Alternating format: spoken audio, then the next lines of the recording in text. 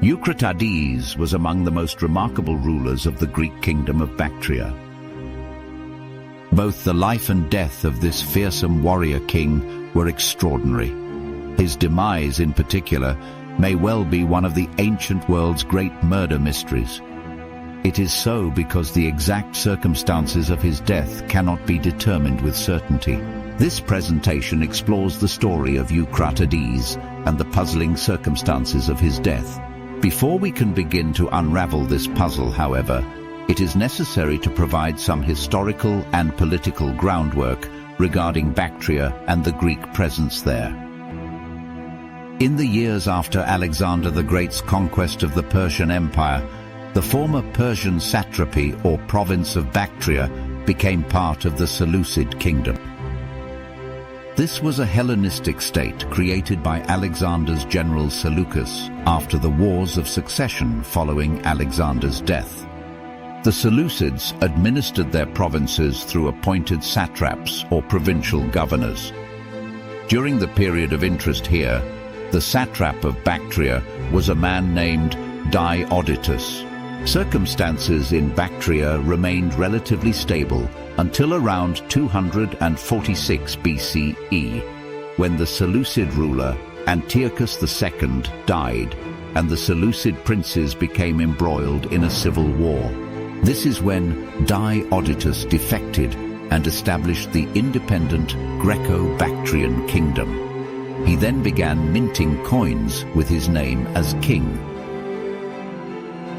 Eucratides was succeeded by his son of the same name, whose decision to make an alliance with Parthia, an adversary of Greek Bactria, provoked widespread disapproval. According to the Greek historian Polybius, in 225 BCE, Eucratides was overthrown, and he and all members of the Diadochi faction were murdered by a Greek usurper named Euthydemid, who seized the throne. Bactria prospered under Euthydemid and his kinsmen. Then, around 190 BCE, the Greco-Bactrians began a phase of conquest. As the ancient Greek geographer Strabo put it, the Greeks who caused Bactria to revolt grew so powerful on account of the fertility of the country that they became masters not only of Ariana but also of India, adding that more tribes were subdued by them than by Alexander. These military conquests were undertaken by Demetrius, the son of Euthydemid, who succeeded his father as the king of Bactria. A formidable warrior, Demetrius led a series of military campaigns, crossing the Hindu Kush mountains in the footsteps of Alexander the Great into northwestern India. Demetrius reclaimed territories that had once been part of Alexander's empire, including Arachosia, the Kabul Valley, and Gandhara, that later became the domain of the Indo-Greek kings. These areas were placed under the administration of Euthydemid princes, who would rule as sub-kings and later mint coins in their own names. Demetrius's victories earned him the epithet Demetrius the Invincible, shown here on a pedigree coin of a later Greco-Bactrian dynasty. While Demetrius was away conducting military campaigns in northern India, Eucratides, then a Greco-Bactrian cavalry general, exploited the ongoing unrest among the perpetually fractious Greco-Bactrian aristocracy and initiated a civil war with the support of mercenaries. Inevitably, the two protagonists met in battle. Our principal source is the work of the Roman historian Justin, who provides an abbreviated and sometimes garbled account. He says that Eucratides, with a garrison of only 300 soldiers cornered in a stronghold, repulsed by continual sallies a force of 60,000 enemies. Then, Justin adds, having accordingly escaped after 5 months' siege, Eucratides reduced India under his power. Here, Justin's narrative reveals Demetrius's fate. An Indian campaign would not be possible so long as Demetrius and his soldiers remained alive. A second battle must have occurred during which Eucratides defeated and killed Demetrius. After slaying Demetrius and routing his army, the usurper marched against Demetrius's remaining kinsmen, divesting them of their lives and territories. It was necessary to exterminate these men because so long as any Euthydemid prince survived, retribution was a possibility. Eucratides and his army then advanced through the Khyber Pass onto India. The Greco-Bactrians conquered Gandhara, reaching as far as Taxila and possibly beyond the Indus River.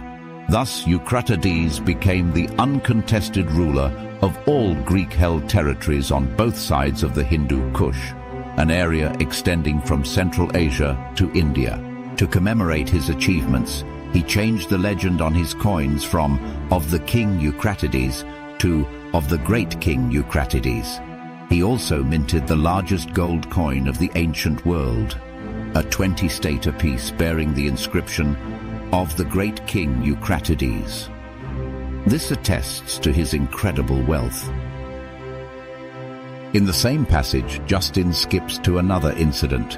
He says that sometime after Eucratides' campaign in India, the Greco-Bactrians came to blows with the Parthians and as a result lost 2 of their provinces.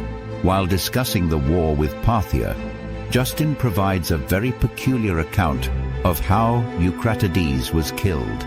He says, "But as Eucratides was returning from the country, he was killed on his march by his son, with whom he had shared the throne."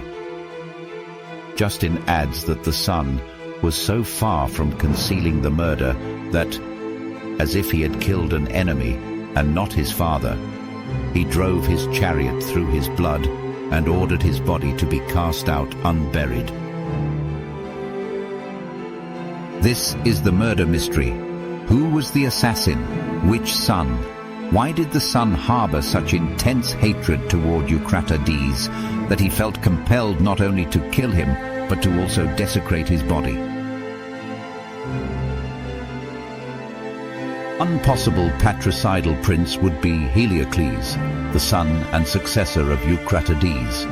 But Justin does not name him, and his description of Eucratides' death is perplexing.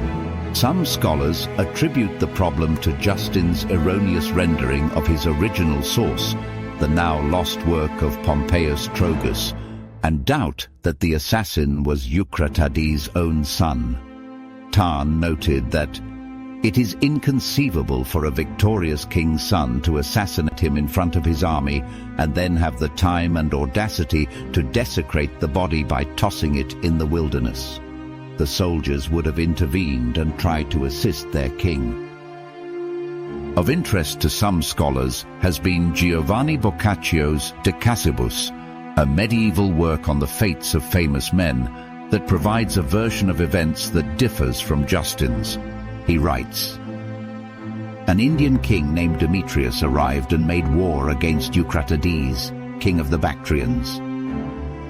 Having forces that could not match those of Demetrius, Eucratides was beaten and forced to withdraw.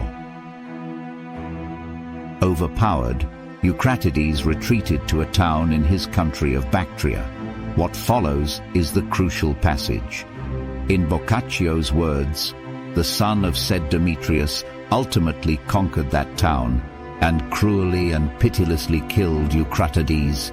In addition, not satisfied with having meanly and cruelly killed Eucratides, Boccaccio says, the son of King Demetrius committed another evil deed against his mortal remains. The evil deed, Boccaccio bemoans, was that he refused him the right of burial, which is the right of sovereigns, nobles, and other men after their death. The son of King Demetrius, in Boccaccio's words, ordered that the body of noble King Eucratides be abandoned completely naked and unburied in a field, to be torn apart and devoured by birds and other wild beasts. In Boccaccio's account, it was not Eucratides' son who killed him, but the son of Demetrius I, a joint ruler with his father. The question is, should we believe Justin's account of patricide or Boccaccio's story of vendetta? Boccaccio's account makes the intense animosity of the killer toward Eucratides comprehensible. It was an act of vengeance. Tarn speculated that the assassin was Demetrius II, the son of Demetrius I. However, this remains debated. The killer was probably another prince who managed to survive Eucratides' initial onslaught to exterminate Demetrius's kinsman. Thus, the capricious gods of war who elevated Eucratides to be the greatest Greco-Bactrian king, the slayer of Demetrius the Invincible, conqueror of India, with unmatched power, wealth, and glory, ended his career ignobly in a dirty, desolate, and dusty field somewhere in Afghanistan. Eucratides' death was a psychological blow from which there would be no recovery. It marked the beginning of the end of the Greco-Bactrian Kingdom. Heliocles attempted to restore Greek power in part of the northern kingdom, but failed. For now, there was a storm looming on the horizon. A thunderous tide of riders, the Eucratian nomads. They swept down upon Bactria like the wrath of forgotten gods and ended Greek rule forever.